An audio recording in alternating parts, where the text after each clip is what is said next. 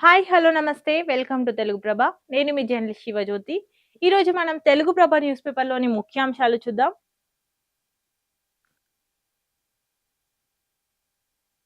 జగజ్జేతలు కలల కప్ అందుకున్న వేళ ప్రపంచ కప్ ఫైనల్‌లో అదరగొట్టిన అమ్మాయిలు. ఉత్కంఠ పోర్‌లో సఫారీ జట్టుపై విజయం సాధించారు. ప్రపంచ కప్ ఫైనల్‌లో భారత అమ్మాయిలు అదరగొట్టారు. సెమీస్‌లో డిఫెండింగ్ ఛాంపియన్ ఆస్ట్రేలియాకు షాక్ ఇచ్చిన హర్మన్ ప్రీత్ సేన్ అదే జోరును సఫారీల పైన కొనసాగించారు. 2005, 2017లో విశ్వ విజేతగా నిలిచే అవకాశాన్ని చేజార్చుకున్న భారత జట్టు మూడోసారి వదిలే ప్రసక్తే లేదంటూ కసితో ఆడి మరీ విజేతగా నిలిచారు. సెమీస్ లో జెమిమా రోడ్రిక్స్ అద్భుత సెంచరీతో యావత్ భారత్ ను భావోద్వేగానికి గురి చేసింది. ఫైనల్లో షెఫాలి వర్మ బ్యాటింగ్ తో పాటు బౌలింగ్ లోనూ రాణించి విజయంలో కీలక పాత్ర పోషించింది. టోర్నీలో మొదట తడబాటుకు గురైన తర్వాత తేరుకొని ఫైనల్ కు చేరుకున్న టీమిండియా ప్రదర్శన అదరహో అనిపించింది. ఇంకానా వెళ్లేదే కప్పుతోనే అన్నట్టు చివరి వరకు ప్రతి ఒక్కరూ కొదమ సింహంలా గర్జించి కొట్లాడారు. వాళ్ళు చూపిన పోరాట ప్రతిమ భారతీయులను ఆకట్టుకోవడమే కాదు, జేజేలు పలికేలా చేసింది. తొలిసారి సగర్వంగా అందుకున్న ప్రపంచ కప్ తో మహిళా క్రికెటర్లో తమకు తిరుగులేదని నిరూపించుకున్నారు. నిప్పులు చిమ్ముతూ నింగిలోకి బాహుబలి. ఇస్రో సిఎంఎస్-3 ప్రయోగం సక్సెస్ అయింది. విజయవంతంగా జీటీఓలోకి 4410 కిలోల బరువైన శాటిలైట్. ప్రధాని మోదీతో సహా పలువురు అభినందనలు. భారతీయ అంతరిక్ష పరిశోధనా సంస్థ బాహుబలి రాకెట్ ఎల్విఎం-3 M5 నింగిలోకి దూసుకెళ్లింది. అత్యంత బరువైన కమ్యూనికేషన్ ఉపగ్రహం విజయవంతంగా అంతరిక్షంలోకి దూసుకెళ్లింది. శ్రీహరికోటలోని సతీష్ ధవన్ స్పేస్ సెంటర్ నుంచి ఆదివారం సాయంత్రం 5:26 ఈ రాకెట్ నింగిలోకి దూసుకెళ్లింది. ఈ ఉపగ్రహం బరువు 4410 కిలోలున్నట్టు తెలుస్తుంది. భారత భూభాగం నుంచి స్వదేశీ రాకెట్ ద్వారా ఈ కక్షలోకి ప్రయోగించిన ఉపగ్రహాలన్నింటిలోనూ ఇదే అత్యంత బరువైంది. రోడ్ల రవాణాలో మనమే టాప్. సర్వేలను నమ్మొద్దు, విజయం మనదే అంటూ సీఎం రేవంత్ రెడ్డి అధికారులతో, మంత్రులతో, ఇన్ఛార్జీలతో సీఎం రేవంత్ రెడ్డి దిశానిర్దేశం చేశారు. కేకే సర్వే బీఆర్ఎస్ కల్పితమే, అయినా నిర్లక్ష్యం వద్దు, డివిజన్లలో మెజార్టీ సాధించేలా ఇన్ఛార్జీలు పనిచేయాలి అంటూ ఈ వారం రోజులు మనకు చాలా కీలకమని కూడా, మరియు అభివృద్ధి సంక్షేమ పథకాలను ప్రజల్లోకి తీసుకెళ్లాలి అని మంత్రులు అండ్ ఇన్ఛార్జీలకు సీఎం రేవంత్ రెడ్డి దిశానిర్దేశం చేశారు. కేకే సర్వేపై రిటర్నింగ్ అధికారికి ఎమ్మెల్సీ బల్మూరి ఫిర్యాదు చేసినట్టు కూడా తెలుస్తుంది. 2 ఏళ్ల కాంగ్రెస్ ప్రభుత్వంలో అమలు చేసిన సంక్షేమ పథకాలు అభివృద్ధిని ప్రజల్లోకి తీసుకురావాలి. మరియు ఎన్నిక ప్రచారానికి మరో వారం రోజులు మాత్రమే ఉన్నట్టు, ఇది చాలా కీలకమని కూడా తెలిపారు. జూబ్లీహిల్స్ ఉప ఎన్నిక సందర్భంగా వస్తున్న ఫేక్ సర్వేలను ప్రజలు నమ్మొద్దు, క్షేత్రస్థాయిలో మనమే బలంగా ఉన్నాం, అయినా నేతలు నిర్లక్ష్యంగా వ్యవహరించొద్దు అంటూ ఎవరి డివిజన్ పై వారు దృష్టి సారించాలి అని ముఖ్యమంత్రి రేవంత్ రెడ్డి ఇన్ఛార్జీలు, మంత్రులతో సూచించినట్టు తెలుస్తుంది.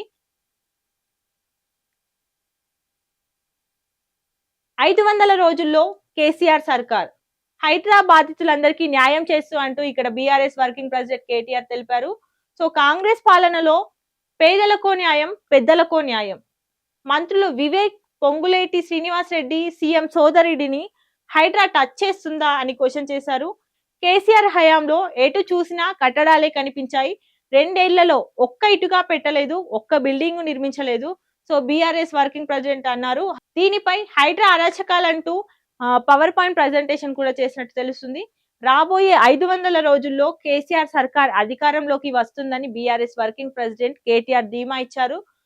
బీఆర్ఎస్ అధికారంలోకి వచ్చాక హైడ్రా బాధితులందరికీ న్యాయం చేస్తామని కూడా తను హామీ ఇచ్చారు.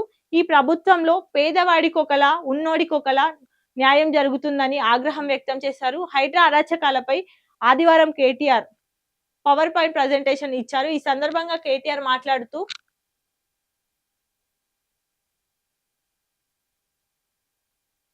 రేవంత్ సర్కార్ లో ఒక్క ఇటుక పెట్టలేదని, కొత్త నిర్మాణాలు కట్టలేదని ఇక్కడ కేటీఆర్ ఆరోపించారు. కేసీఆర్ హయాంలో హైదరాబాద్ లో ఫ్లైఓవర్లు, అండర్ పాస్లు నిర్మించాం, కొత్త జిల్లాలు ఏర్పాటు చేసుకున్నాం, ఫ్లోరైడ్ మహమ్మారిని తరిమేశామంటూ తను వివరించారు.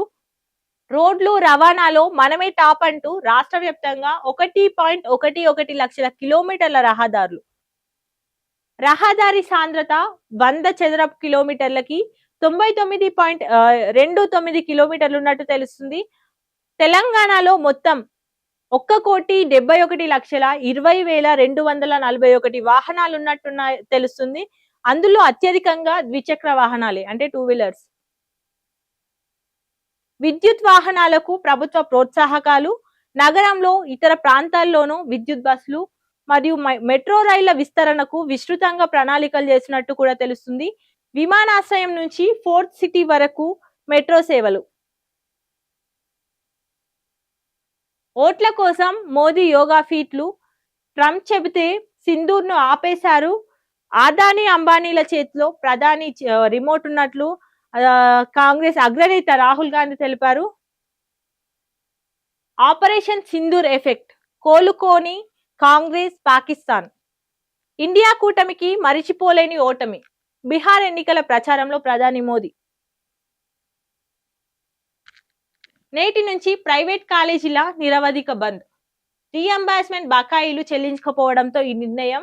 సో 6న 1,00,000 మందితో భారీ సభ, 10న 10 లక్షల మంది విద్యార్థులతో చెలో సెక్రటేరియట్. రాజస్థాన్ లో ఘోర రోడ్డు ప్రమాదం, ఆగి ఉన్న ట్రక్కును ఢీకొన్న టెంపో, 18 మంది మృతి, 3 గాయాలు.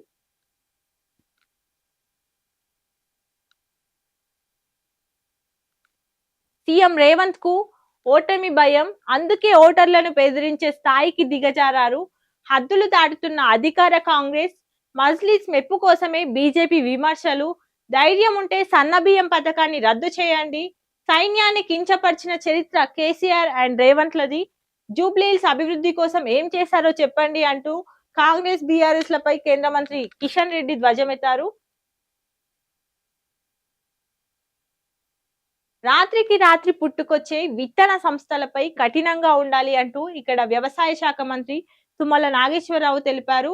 విత్తన ముసాయిదా చట్టం డ్రాఫ్ట్ కమిటీ సభ్యులతో తను భేటీ అయ్యారు. ఇందులో ఈ మేరకు ముసాయిదా రూపొందించాలి, మరియు నకిలీ విత్తనాలతో రైతులకు ఏటా తీవ్ర నష్టం జరుగుతుంది. విత్తన చట్టం లోపాలతో కంపెనీల ఇష్టానుసారంగా వ్యవహరిస్తున్నారని కూడా ఈ భేటీలో చర్చించినట్టు తెలుస్తుంది.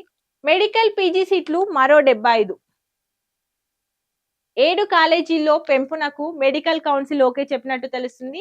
ప్రభుత్వ ప్రైవేట్ లో కలిపి 3,179కి చేరిన సీట్లు. బీచ్ లో ఆడుతూ సముద్రంలో మృతి చెందారు, 4 మృతి చెందినట్టు చెన్నైలో ఈ ఘటన చోటు చేసుకున్నట్టు కూడా తెలుస్తుంది.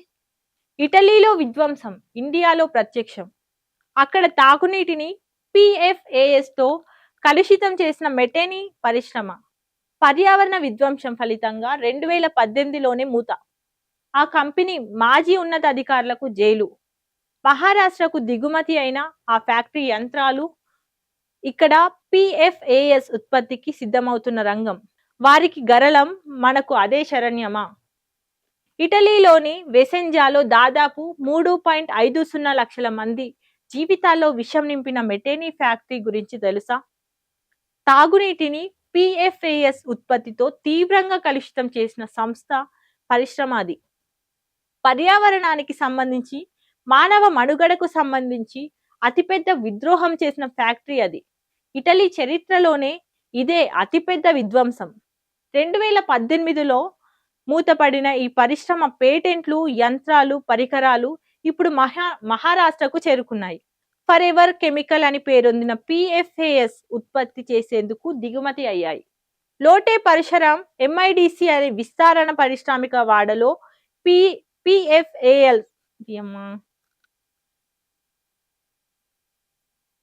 రిపీట్ 2018లోనే మూతపడిన ఈ పరిశ్రమ పేటెంట్లు, యంత్రాలు, పరికరాలు ఇప్పుడు మహారాష్ట్రకు చేరుకున్నాయి. సో ఫర్ ఎవర్ కెమికల్ అని పేరొందిన PFAS ఉత్పత్తి చేసేందుకు దిగుమతి అయ్యాయి. లోటే పరిసరం MIDC అనే విస్తారమైన పారిశ్రామిక వాడలో PFAS ఉత్పత్తి కూడా మొదలు పెట్టేస్తుంది. ఆంధ్రప్రదేశ్లోని కర్నూలు జిల్లాలో TGV కంపెనీ ఉత్పత్తి లక్ష్యం కూడా ఇదే అన్నట్టు తెలుస్తుంది. సో ఇవ్వండి ఈ రోజు తెలుగు ప్రభ న్యూస్ పేపర్ లోని ముఖ్యాంశాలు. చూస్తూనే ఉండండి మరిన్ని అప్డేట్స్ కోసం తెలుగు ప్రభ.